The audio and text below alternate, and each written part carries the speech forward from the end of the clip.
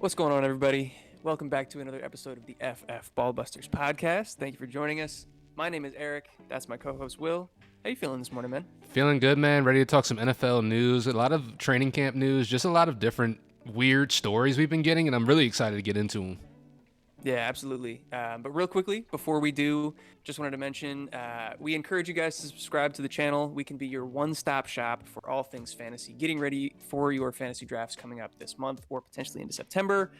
We just did another training camp news last week. We got this one, obviously, that you're watching right now. We just did a mock draft. Go check that out if you haven't. We got sleepers. We got positional rankings, all that good stuff that you need to get prepared for your drafts. So we would very much appreciate it if you could help us on our goal to 500 subscribers before the season starts. Thank you very much for that. But yeah, without further ado, let's talk about probably the biggest story, even if it's not the most recent. And that's going to be Jonathan Taylor and his contract situation with the Colts. Yeah, so just taking a look at this situation, it's very testy between Jonathan Taylor himself, his agent, of course, and then the Colts owner, Jim Irsay. They are not seeing eye to eye. They've even met, had private meetings, could not work anything out. And it all kind of stems from this whole tension between the NFL and sort of like these running backs and the contract situations. And well, what do you think about this situation right here with him complaining of back pain and then the denied reports of it? This is an interesting one.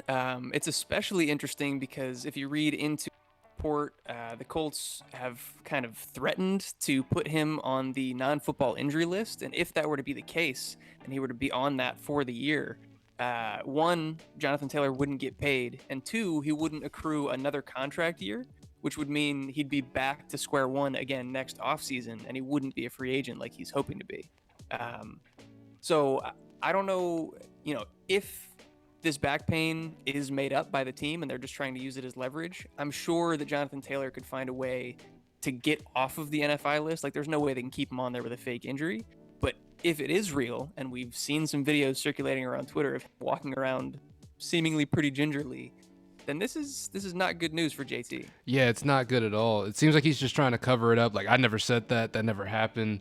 Like, you guys are just, using your imagination. But then you see the videos and you're like, it's kind of looking like you do have some stiffness of the back. It's looking like you're having some back pain, man. I don't know. So, like you said, it's not a good situation. This has just been a really, really bad offseason for running backs. Yeah. Yeah, to provide a little bit more context, I feel like most people have probably seen it all by now. But if you're unaware of how this Jonathan Taylor story started, there was all of the news that Will alluded to about the running back situation, them not getting the contracts and not getting paid as much as they believe that they should be. And Jonathan Taylor is kind of in a situation right now where he's looking for contract extension. Jim Irsay came out and tweeted basically that the owners and the NFLPA just agreed to a new CBA, and that a position group asking anything different than what they agreed upon in that is unreasonable, inappropriate, I think is the word that he used. And then also he mentioned that some agents of running backs are negotiating in, quote, bad faith when it comes to these running back deals. That set off a whole chain reaction with Jonathan Taylor's agent, and then, obviously worked its way down to JT. He's now unhappy with the team, and then it led him to request a trade. Yeah, it's just it just got really messy really fast, and it's like, why did Jim Irsay decide he wanted to speak out on it? Why did he do that the way he did? Like, he's attacking it very publicly, and that's not really what you expect. It's because he's a crazy person. Oh, yeah, that'll do it. Literally out of his mind. Yeah, I wouldn't be shocked if he was on while he's tweeting those things. I think he's now competing, or not competing, I guess. Dan Snyder got the boot, and so now he's like, I'm the new worst owner in the NFL. It's clear, it's obvious, it's me. That's me. It's me now. It's me. I got it. Yeah.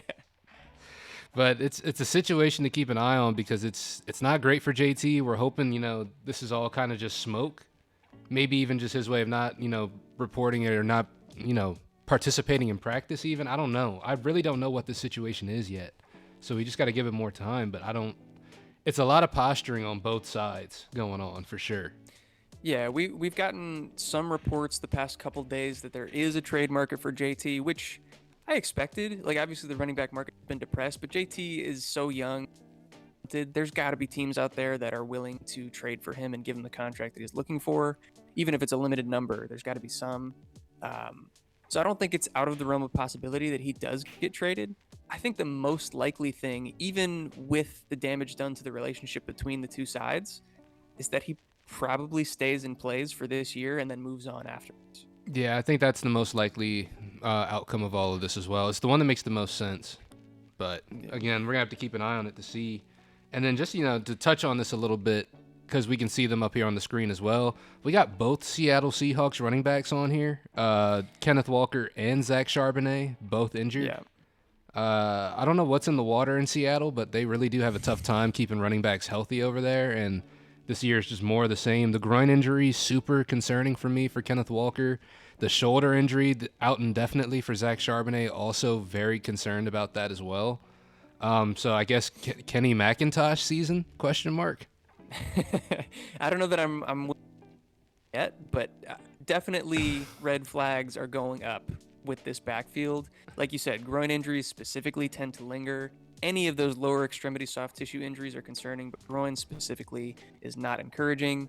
And then the Charbonnet one, I don't have the quote in front of me, but I believe Pete Carroll was quoted as saying it was a non-contact injury and that it's been something that's been developing throughout the offseason. And now he's using the term indefinitely as far as how long he's going to be out. Very weird, underreported. We're not entirely sure what's going on, so that's something to monitor.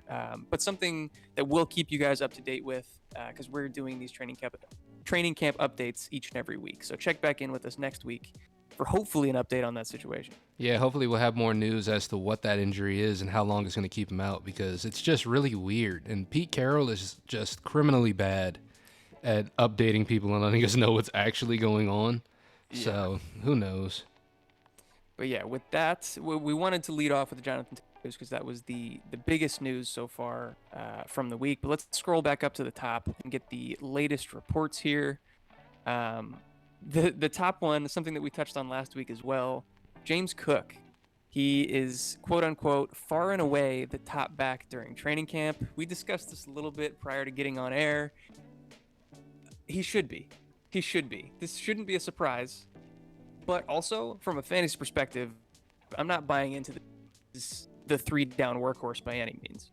Yeah, I'm not buying into it either. I don't think when you have Damian Harris there, you've got a guy who could be that first and second down grinder. So it's not like I feel like they're just going to ride whoever is the hot hand at a certain point because this is such a good offense. I don't think they really do have to lean on one guy to be the guy, Yeah.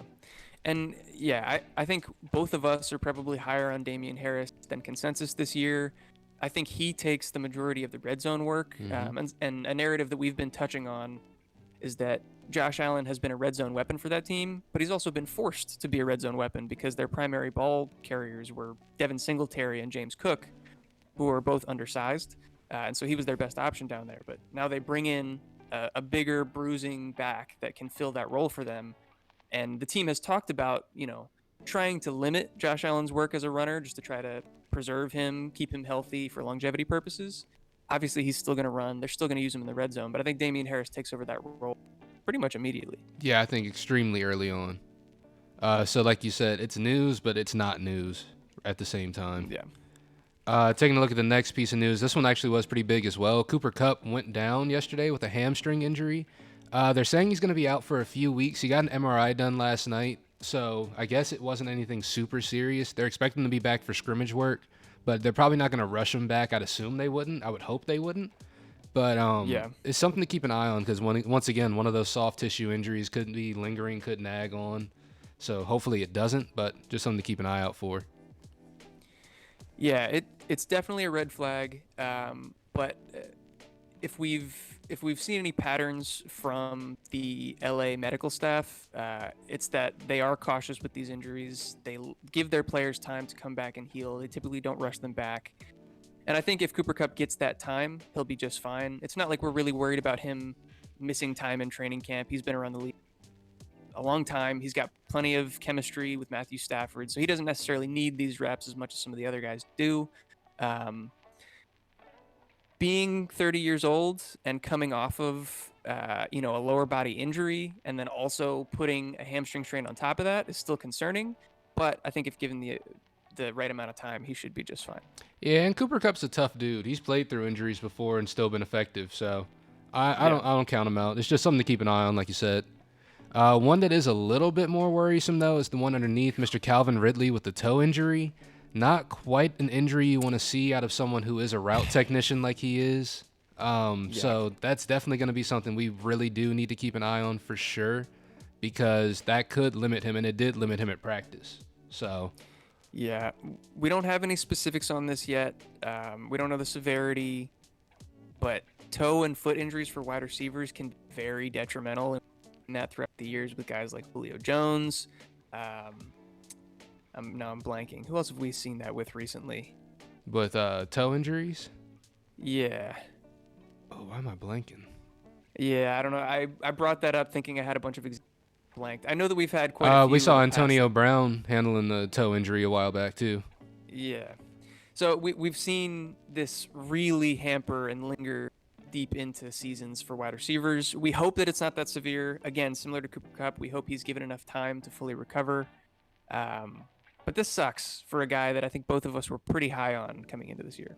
Yeah, like it's just not something you want to see, and hopefully it's something that can get better before the season starts. Maybe it won't bother him as much because we still do have some time, but not exactly what you want to see. Might hold him out of even the preseason if they want him to be, at full health.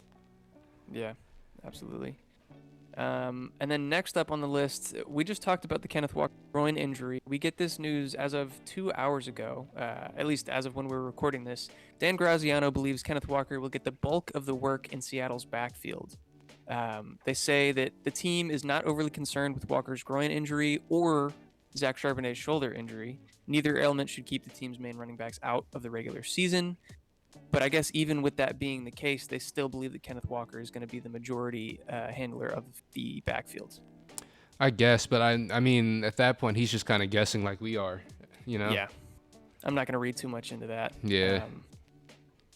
Like maybe if this were coming directly from the team, I'd be even then. I'm not buying that. We know what Kenneth Walker is. We know he's incredibly talented, but we also know his deficiencies. He's not a great pass catcher. And he struggled a little bit in the red zone. Zach Charbonnet is a bigger back. They might give him those opportunities as well as in the receiving game. So if neither of these injuries are that concerning, my opinion doesn't change on either of these guys. And I was fairly low on both of them. Yeah, like even still, like a bulk of the work could be 60-40. That's still the bulk of the work, and that's still a very heavy split. So it's just, yeah. That doesn't really change too much for me right there. Like, we've seen guys succeed on a 60-40 split, but with the valuable touches. If it's a 60-40 split where Kenneth Walker is getting the in-between the 20s touches and not catching a lot of passes, then that's where it's concerning, and that's what we're worried about. Yeah, a lot of empty calories. Yeah. We just talked about Cooper Kupp, so we can skip that one. Javonte Williams, shockingly, not limited early in training camp. He's been cleared for contact and is a full participant. Yeah, and it's looking like he's going to be ready to go. So I'd be surprised to see if he wasn't active week 1. They say that also right here. They'd be surprised if he wasn't active for week 1 against the Raiders as well. But, we still expect this to be a split backfield for a little bit. I don't think they're going to full on, all right, you're active week 1, 100% of the workload. There you go. I think they got Samaje Perine for a reason. We know that Sean Payton likes running back by committee. So I still think it's going to be a pretty good split between the two. But it is great to see he's going to be out here on the field. He should still be getting good goal line work, stuff like that. So I think as they ramp him up, the first 6 weeks of the season, we might see some limited stuff for Javonte Williams, but after that, we may see him take off. So that would be pretty cool.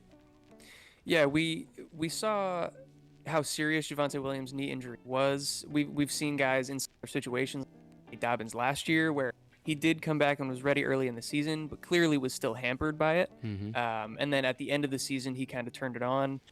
I think Javonte Williams is probably further ahead in his recovery than what we saw from J.K. Dobbins, so I'm a little bit more encouraged. But like you said, Sean Payton's history in general is running back by committee, and then they'll probably ease him in anyway, just based on where he's at in his recovery through the first 5, 6, 7 weeks of the season. Absolutely. Damian Williams met with the Raiders. That doesn't do anything for me at all. don't care. Good news right here. Anthony Richardson took all 18 starting reps in Tuesday's practice. So that's encouraging. We did hear, he didn't really do a whole lot with it, but it's encouraging in the fact that they are giving him those reps and not just splitting them between him and Gardner Minshew.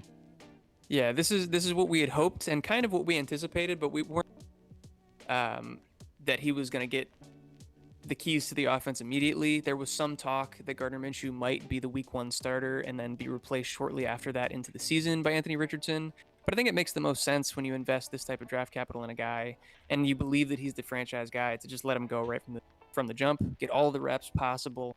And of course, we expect with his profile that he's going to struggle a little bit transitioning to the NFL as a passer. And that's what we're seeing so far. But that's not, anything we didn't see coming.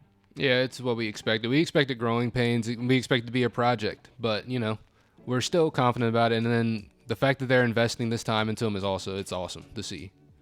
Absolutely. So the Colts are doing something right, at least. Yeah. And then down a little further, this one isn't super significant, but I think it does have maybe some dynasty implications. Trevion Williams, potentially the backup running back for the Bengals, suffered a mid-ankle sprain in training camp. I think there was some debate as to whether or not Trevion Williams would be the direct backup to Joe Mixon or whether it'd be the rookie Chase Brown. Chris Evans had a little bit of hand in that conversation as well as kind of like the pass-catching back.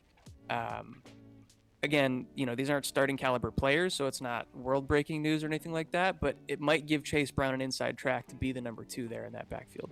I think so, too. It's funny because I saw this video yesterday, and I swear, I see mild ankle sprain, and that was the injury. I would have thought that he was done for the season based on the video because just, oh, really? People carrying him off and stuff. Yeah, but, I'm glad he's okay. I'm glad it's only a mild ankle sprain for sure. Yeah. But I think this does bump up Chase Brown a little bit in the rankings. For sure. And then Shane Zylstra was waived by the Lions after suffering what they suspect to be a significant knee injury. Don't be doing that while we're talking about him getting hurt. Can you at least wait until we bring up your boy? Hey, man. Sorry to Shane Zylstra. Prayers up to Shane Zylstra, bro. We hope that you recover. We hope that you find another team and that you get back to NFL action. Mm-hmm. But now... Sam Laporta, bro. Boy, it's time. It's Laporta time, I think. I think it's Laporta time. And he's been getting a lot of hype in camp as well. He's been one of the better players, especially in rookie minicamp. He was the best player there. That's what the team says, at least. I don't look into that too much because I think Jahmyr Gibbs is still pretty great. But It is encouraging to see these going out there and performing, and the team does value him a lot.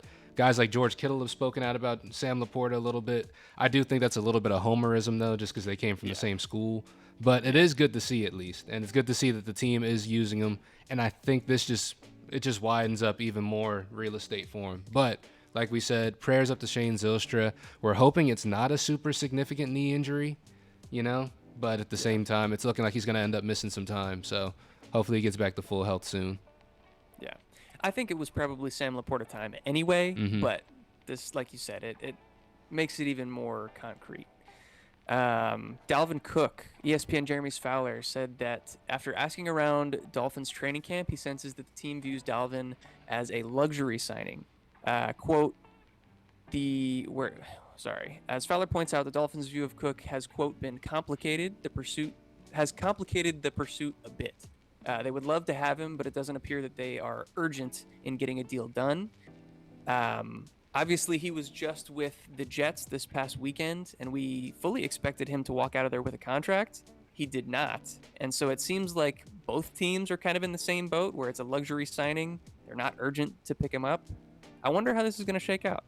Yeah, because I think it's probably going to come down to him not getting signed before the season starts. And then one of these teams is going to have to suffer some sort of loss, I feel like, to have to bring him in. But at the same time, it's really weird. Because we thought the Jets were sold on bringing him in and sign him. So why do you bring him in and then let him walk? Did Dalvin ask for too much? Did he?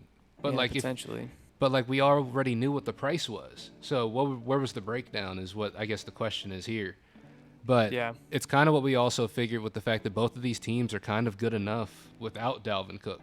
Sure, having him is going to elevate a team for sure. I'm not saying adding Dalvin Cook is not going to make your team better. It will make your team better. But do you need a Dalvin Cook? And the answer for both of these teams is probably not. And like you don't, it's not a necessity. Right. Yeah, and honestly, I think that's smart by both teams. They're both in a situation, especially the Jets. We've talked about it, where they have a really deep running back room, and I think Breece Hall is going to be ready to go early on in the season. So I wouldn't be as worried about it with them. Dalvin has made it fairly clear that the Dolphins are his preferred landing spot.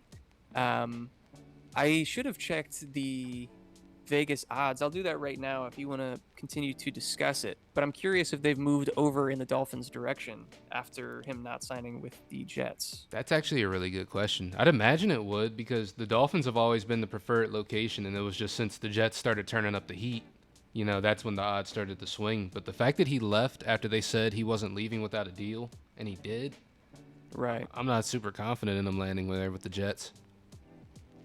I don't think. No, that's not the most recent. This was updated on July 27th, so that's prior to him even visiting with the Jets. That's not what we're looking for. I'm not seeing any updated betting lines within the past 24 hours, so I don't know that I can even bring anything up. Okay. But something to monitor if you're wondering, where to look as far as where he's going to go next. I'm sure Vegas is going to be putting out an update fairly soon. Yeah, and Vegas is usually pretty spot on. Somehow they always end up landing it. And then next up on the list, a guy that we're both incredibly excited for, Jaxon Smith-Njigba, has been the star of camp so far. We've seen a ton of videos surfacing from around training camp, winning balls down the field, winning in the red zone, getting gadget plays around the line of scrimmage. Obviously, he's got his bread and butter work in the short and intermediate areas of the field. He's been taken over at all levels, and I'm hyped to see what he can do this year. Yeah, I'm excited. I think, like we said, going into the process, we thought he was going to be the top receiver in this draft, and I think he's just proven that at this point. He's going to go out there and prove it on the field. And it's crazy that you're stepping into a wide receiver room with DK Metcalf and Tyler Lockett, and people are talking about him. So that means he has been going out there and balling, because those guys aren't scrubs for sure. You know what I mean? Not even close. They're fantastic wide receivers. But yeah, it's specifically in the blurb here. Graziano says, I wouldn't just assume he's going to be Seattle's number one receiver, or that he'll be brought along slowly because he's a rookie. So there's clearly high expectations for him to produce right out of the gate. And as far as fantasy drafts go, I think we can expect that. Mike, I guess I'll pose this question to you. People have been drafting DK pretty highly. I think we're both lower on consensus than market on DK. But I'm assuming you're still drafting him before JSN, yeah? Am I still drafting DK before JSN? Yeah. That's the thing, though. I think JSN might finish higher than DK Metcalf. I think there's a possibility. But, in terms of who am I drafting?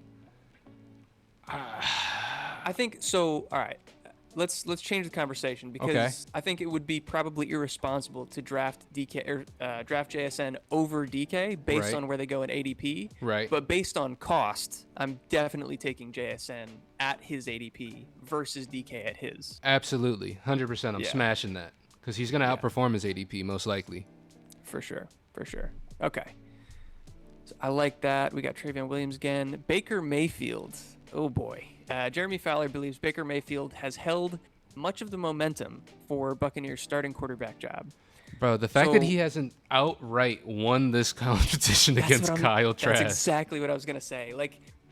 The fact that we have to talk about him not for sure beating out Kyle Trask is such an indictment on him, this entire team. This is ugly, man. This is bad. That's disgusting. Yeah. He also adds that Kyle Trask has come on strong in recent days. Wow. It's still in question.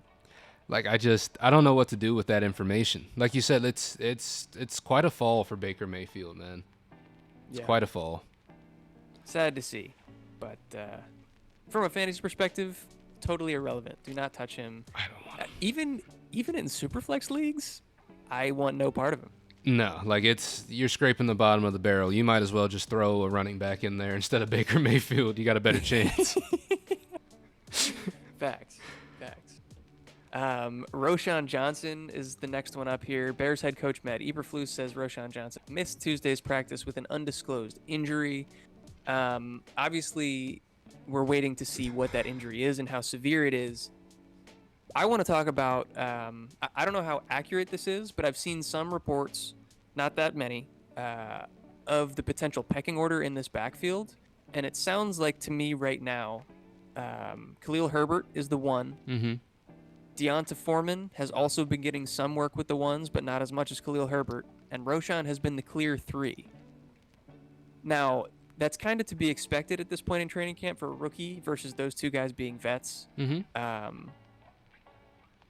With this injury, it gives me a little bit of pause because I definitely expected Roshan to work his way up that rankings list and potentially push for kind of a 1A, 1B role.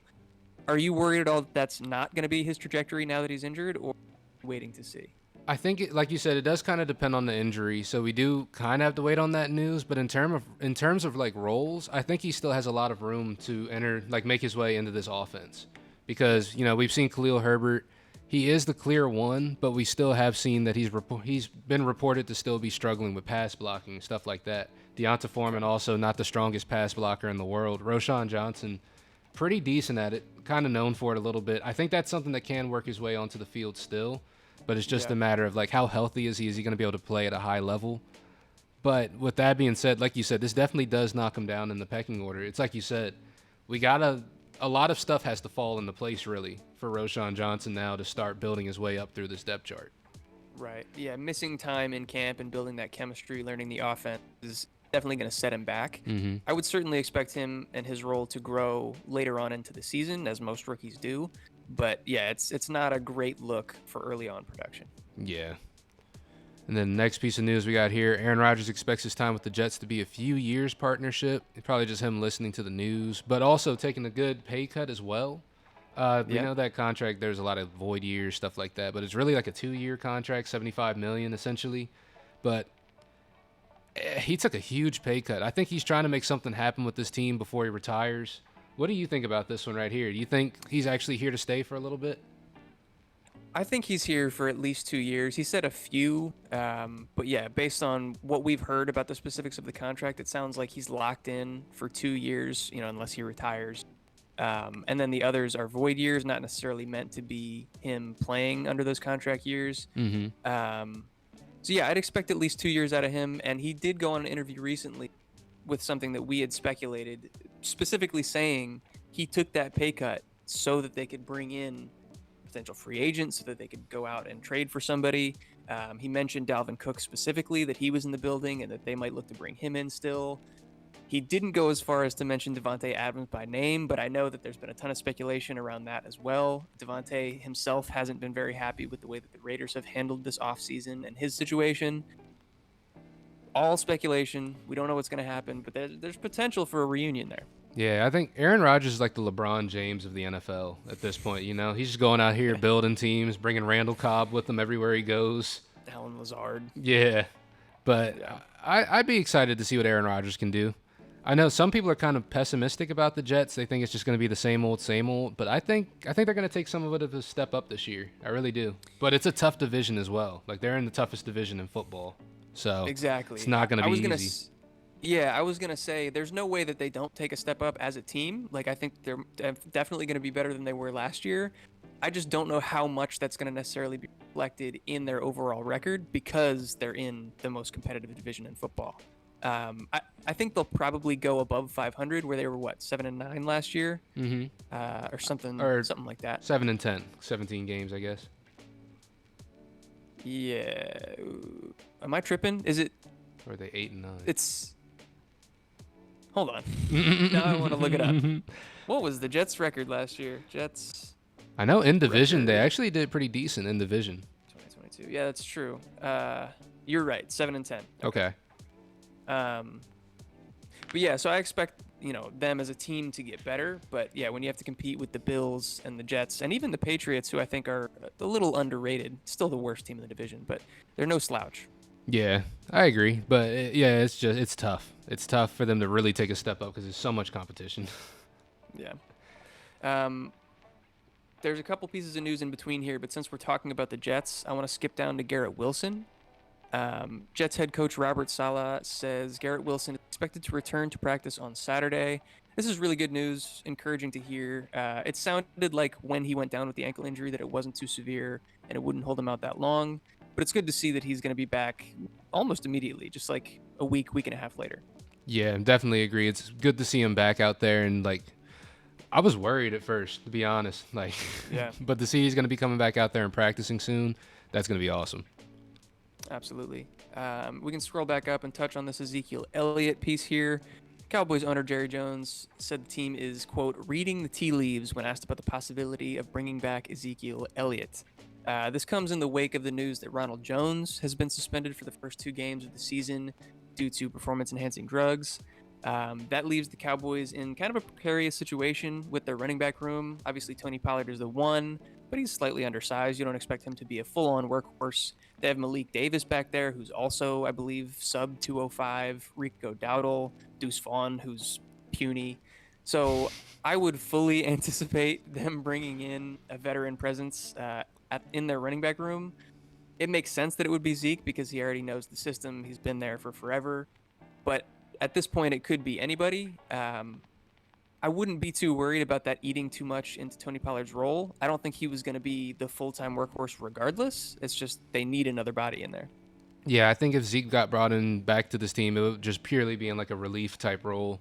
Like he'd go out there, thump for a couple, trip for 3 yards every once in a while, and then, get Tony Pollard back in there, play some real football. So that makes some sense. Yeah. And then in more running back news, we have Rachaad White up here. Jeremy Fowler reports Bucs coaches see star potential in running back Rachaad White. We talked a little bit about Rachaad White in our mock draft video that I probably just got released a couple days ago. As of this being released, we're on the fence about Rachaad White in general, whether he's really that good of a player. He was one of the least efficient running backs on the ground last year in the entire NFL.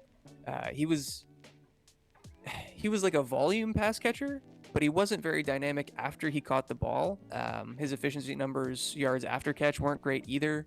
I'm curious what you think about his ability to kind of develop and take another step in his NFL career. It's like I'm taking a look at this report here, and the first thing they're saying is that the team has expanded his route tree this offseason. So I guess that's supposed to open him up in the passing game a little bit more.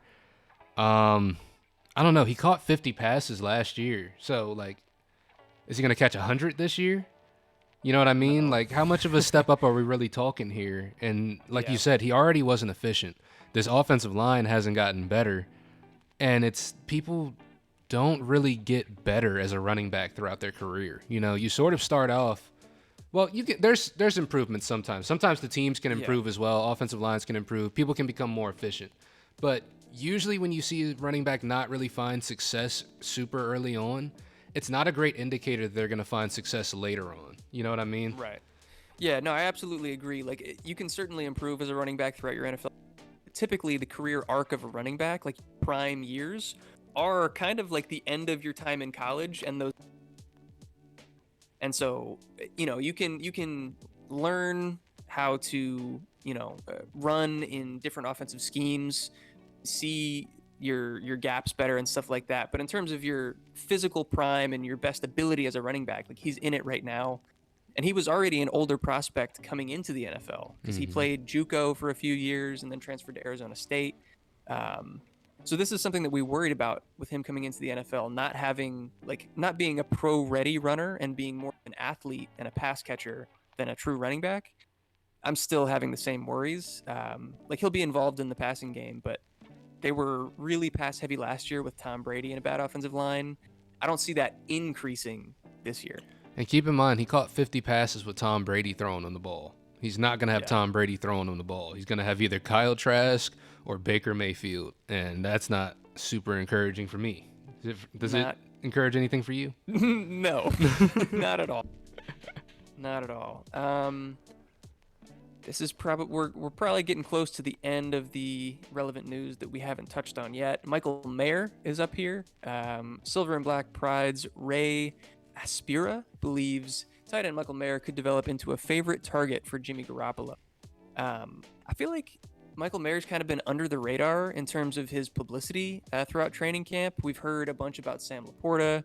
You know, we've talked about JSN. We've talked about a bunch of these other rookies that have been getting a ton of hype. We've seen a bunch of videos out of them floating around the Twitter space. Haven't seen much from Michael Mayer, but I'm hoping that that's just the team kind of keeping things under wraps, because I would fully expect him to win this tight end job and be the starter week 1. Yeah, it's just like you said, it's Michael Mayer's not the most exciting player in the world. He wasn't the most exciting player in college, but he's always produced. He's done work, so I think he's just there. He's working, like you said, staying under the radar, doing what he's got to do. And the only competition he's got out there is Austin Hooper, right, in terms of tight ends at this point, because as you can see from the headline above right here, they released O.J. Howard. I didn't even know he was with the Raiders. So yeah, the Raiders have just been kind of staying under wraps about everything. You don't really hear any news about the Raiders right now, to be honest. Except also, for Josh Jacobs. Yeah, true. You bring up a good point. Like, Michael Mayer was incredibly productive in college, but as far as like athleticism and highlight plays, didn't have a lot of those. So maybe that's why we're not seeing videos circulating of him, because he's just doing his job as a volume type receiver. Yeah, he's probably just extremely solid. And, you know, it's not sexy, but he's going out there doing his job. Yeah. So hopefully we see him win that role. What else can we talk about here? I guess Tim Patrick. Yeah. That's a sad one. Really, really gutted for Tim Patrick after last season in training camp, going down with an ACL injury after what seemed like kind of a late career breakout for him. He signed the big contract, which good for him, because if he hadn't, that would have made things much worse. But specifically, he has gone down with a full tear of his Achilles during practice on Monday. So he's going to be done for the year and might not take another snap for the Broncos on this contract. Yeah, which is, like you said, is extremely sad to see.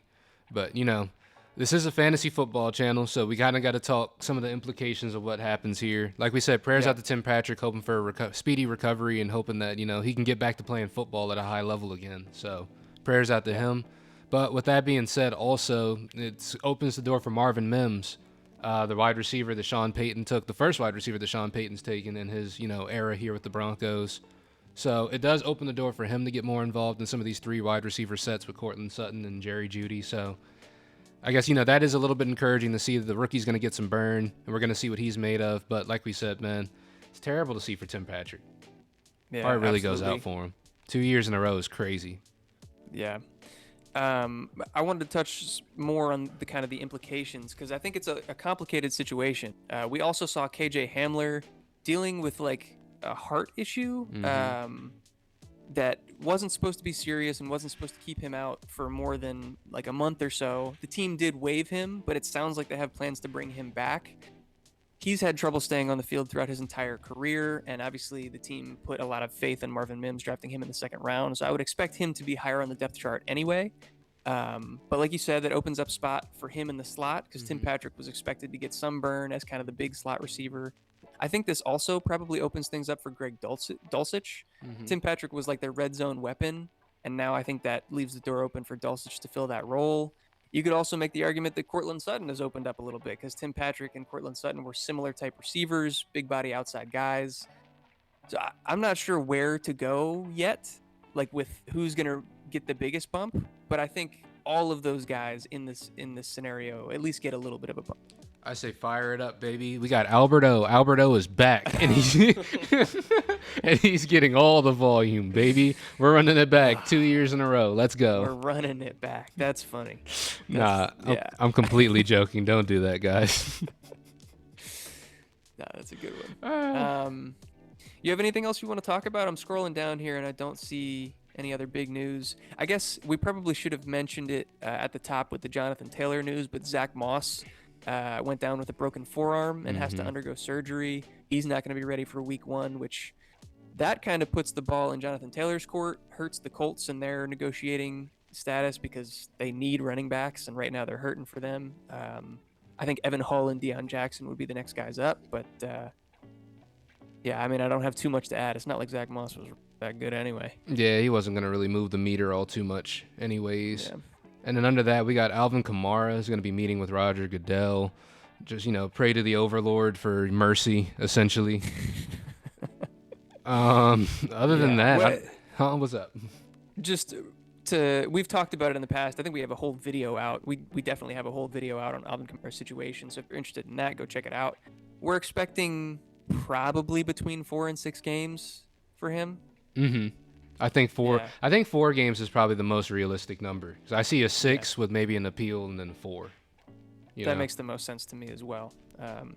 So if we're talking the ADP game, we've seen him going later and later, and obviously that's going to shoot up as soon as we get definitive news. I guess if it's a 6-game suspension, it might not shoot up, but if it's 4 or anything less than that, it's obviously going to rise. So take advantage of that now if you're doing best ball drafts on Underdog or whatever the case may be, and get you some Alvin Kamara.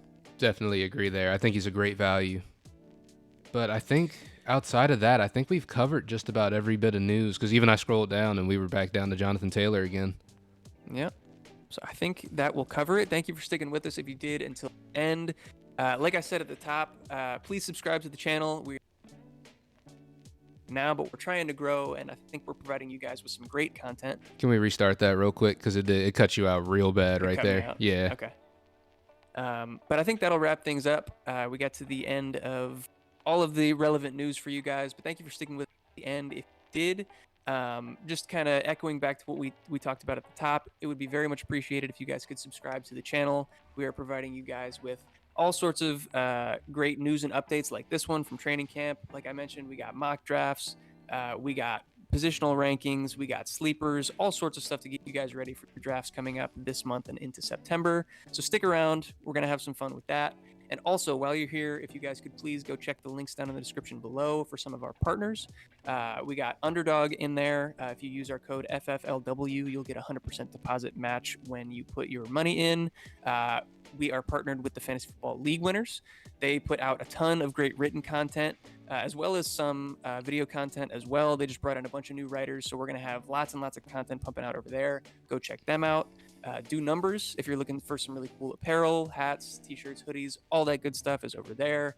And then Dynasty Owner as well. If you're looking for kind of a unique Dynasty experience, Will and I are on the site and we've enjoyed it so far.